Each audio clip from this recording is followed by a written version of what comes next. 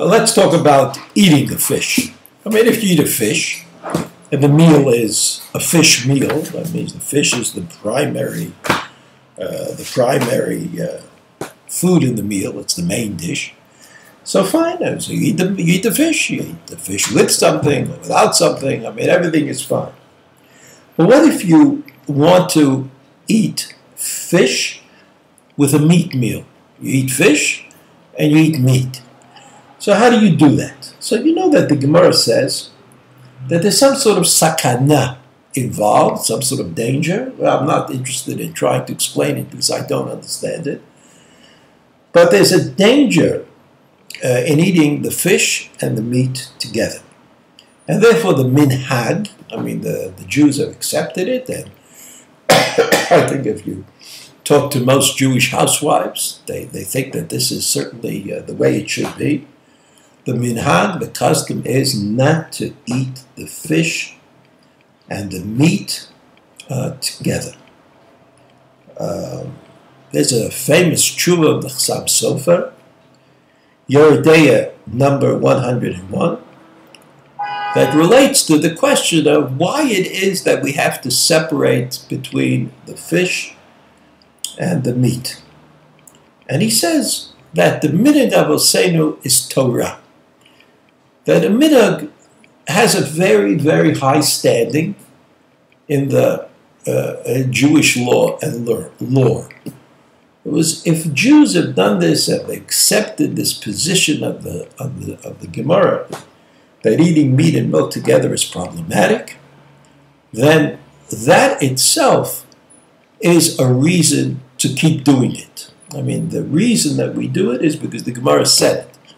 But beyond that, the fact that the Jews have always accepted this as the right way to do it. There is an opinion of the Rashash in the Gemara in Chulin. The Gemara is found in Sadi Zayin Aleph, right? Sadi Zayin Aleph.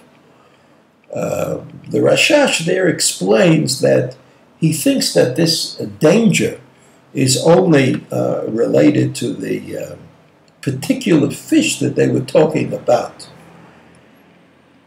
and not to all the fish. However, the minhag of the Jews has been throughout the ages that they don't eat fish with meat, because everybody knows that it's problematic in some way or other, dangerous for the people who eat the fish and the meat together, and therefore we don't eat them together.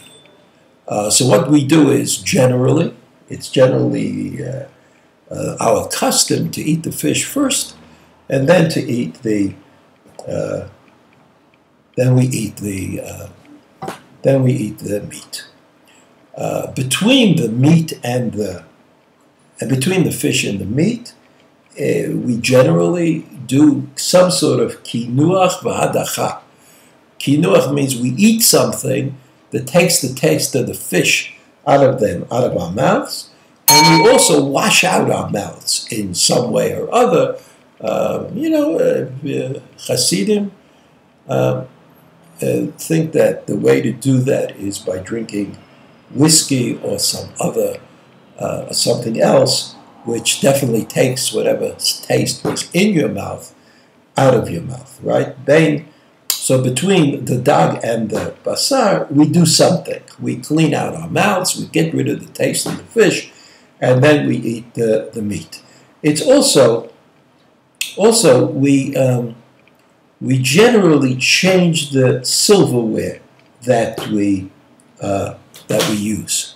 Sometimes in like a fancy household, they put down enough silverware so that you have silverware for the fish, and then there's still enough silverware left for whatever else you're going to eat. If you don't have that kind of silverware service, so you have to collect the silverware, clean it, and then give it back to the people for eating afterwards, using with the meat. So that this is pretty much a staple of Jewish eating, The way we eat is first the fish, then the meat.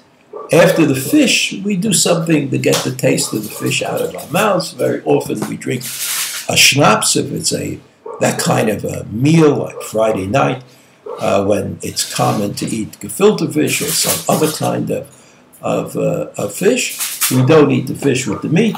We eat the fish, that we wash out our mouths in some way with either food that cleans it out or a whiskey that certainly takes the taste of the fish out of our mouths. We change the silverware. Often we just put down enough silverware so that we have 2 knives, 2 forks, and we can just send the used knife and fork back to the kitchen, and we have another knife and fork to use when we eat the meat.